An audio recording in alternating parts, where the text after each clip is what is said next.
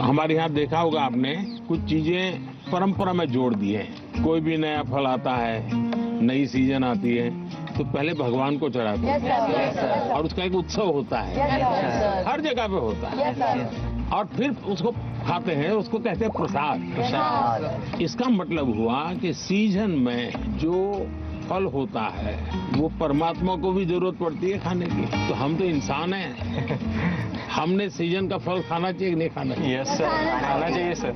आप में से कितने लोग हैं जो इस सीजन में गाजर चबा करके खाते हैं?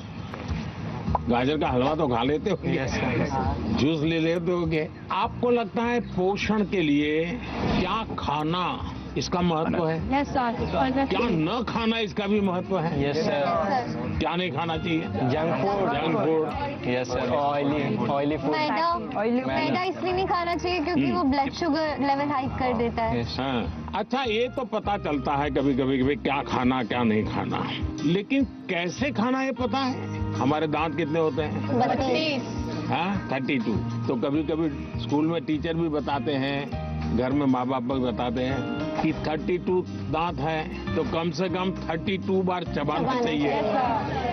तो कैसे खाना, ये भी तो इम्पोर्टेंट है। Yes sir. तो आप लोग में से कितने हैं जो खाते समय कभी पता ही नहीं, पोस्ट ऑफिस में डालते ऐसे डाल देते हैं, या कोई दोस्त है साथ में तो मन में लगता है ये ज्यादा खा जाएगा तो। अच्छा, आप में से कितने लोग हैं जिनने पानी पीते समय पानी का टेस्ट महसूस किया है? यानी पानी का भी टेस्ट लेते हैं, बड़ा मजा लेते हैं, ऐसे कितने लोग हैं? Yes sir. ऐसा नहीं करते होंगे, दौड़ते आते होंगे स्कूल में?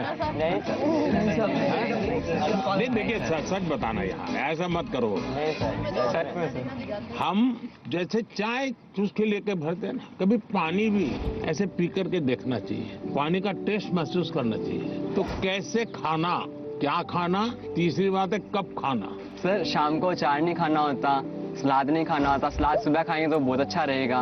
करीब हमारे 7 बजे से पहले ही खाना हो जाना चाहिए। ये जैन कम्युनिटी में भी बहुत फॉलो होता है क्योंकि हमारा जो पचन होता है वो ज्यादा अच्छे से होता है। हमारे लिए यहाँ देश में किसान कब खाते हैं? दोपहर को सर। जितना मैं किसानों को जानता हूँ, सुबह 8 साढ़े 8 बजे भरपूर खा लेते हैं और फिर खेत में चले जाते हैं, दिन भर काम करते हैं। दिन में कुछ छोटी मोटी वहाँ कुछ है खेत में, वैसी कोई चीज खानी है तो खा लेते हैं, और शाम को करीब 5-6 बजे आकर के सूर्यास्त के पहले खा लेते हैं। आप तो जाते ही कहते होंगे मैं तो अभी खेलने जाना है मुझे, या टीवी शो देखना है, या मेरा मोबाइल चेक करना है, और उसके बाद मम्मी अभी रहने दीजिए, अभी भूख नहीं लगी। नहीं sir. Absent of illness does not mean we are healthy. Wellness के तराजू पर तोलना चाहिए। नींद पूरी आती है कि नहीं आती है, इसका भी पोषण से लेना देना है, या ज्यादा नींद आ जाती है? एग्जाम टाइम में ज्यादा आती है सर, जब प्रिपरेशन का टाइम होता है उस समय ज्यादा नींद आती है, और एग्जाम के बाद में बिल्कुल नहीं आती। तो पोषण में शरीर के वेलनेस के लिए, फिटनेस के लिए नींद का बहुत महत्व है। और इन दिनों तो पूरा मेडिकल साइंस इस बात पर केंद्रित हो रहा है कि जो पेशेंट आता है उसकी नींद कैसी है, कितने घंटे सोता है, ये सारे सवालों की बहुत गहराई से अध्ययन कर रहे हैं। लेकिन आप लोगों को लगता होगा ये प्रधानमंत्री तो सोने के लिए कह रहा है।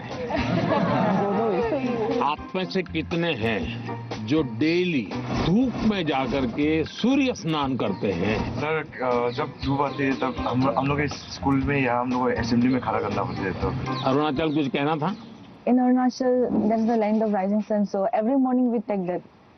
हर एक को आदत डालनी चाहिए कि कुछ पल सूर्य की बड़ी सुबह की हो, शाम, जो भी अपनी सुविधा, शरीर का ज्यादा से ज्यादा हिस्सा जिसको डायरेक्ट सूरज लगे,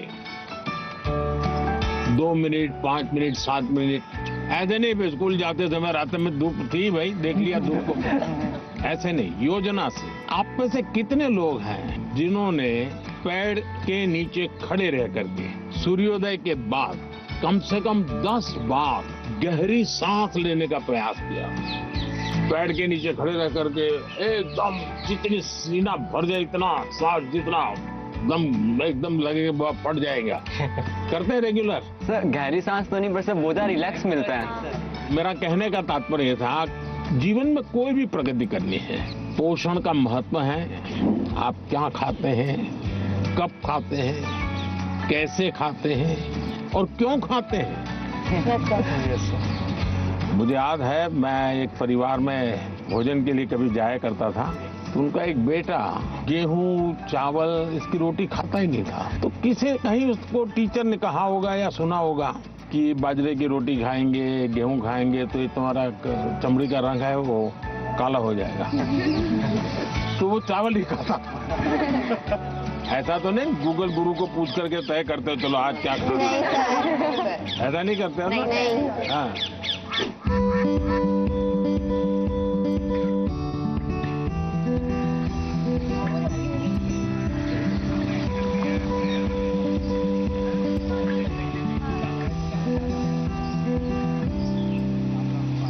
अच्छा बताइए, चलिए अब मैं तो कब से बोल रहा हूँ, आप लोग क्या बोलना चाहते हैं? नमस्कारम सर, मेरा नाम आकांक्षा है और मैं केरला से आई हूँ। मेरा ये सवाल था कि इतनी बढ़िया हिंदी कैसे बोल? क्योंकि मेरे को हिंदी बहुत अच्छी लगती है। कारण मिला जिसके कारण आपको हिंदी सीखना का अवसर आ गया? मैं पोएम लिखती हूँ। अरे वाह, पहले एक पोएम सुनानी पड़ेगी। मेरे को याद होगा तो मैं बोलूँगी। हाँ ठीक है, जितना याद रहे, मुझे बिल्कुल याद नहीं रहता है। इतना शोर है इन बाजारों में, इतना शोर है इन गलियों में, क्यों तो अपनी कलम लेकर बैठा है फिर एक गजल लिखने। फिर उस किताब के पन्नों पर तो लिखना क्या चाहता है, ऐसा क्या है तेरे मन में। सवालों भरे तेरे मन में एक शाही शायद जवाब लिख रही है।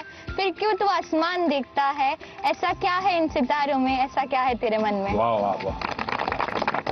वेरी फ्रेंडली थे एंड इट फेल्ट लाइक कि जैसे हम अपने बड़ों से बात करते हैं। तो आपको क्या टेंशन क्या है? टेंशन ये है कि जैसे परीक्षा में अच्छे अंक नहीं आए, ऐसे कहते हैं कि हमें जो है एग्जाम में अच्छा स्कोर करना पड़ता है, और अगर हम अच्छा स्कोर नहीं करेंगे तो हमारा फ्यूचर अच्छा नहीं होगा। क्या जवाब हो सकता है इसका? जिंदगी में मार्क्स मैटर नहीं करते, नॉलेज मैटर नहीं करते। Knowledge matter. ऐसे ही सब टीचर परीक्षा की कोई जरूरत है? Sir, I think that one should remember that exams are just a part of our journey and not our destination.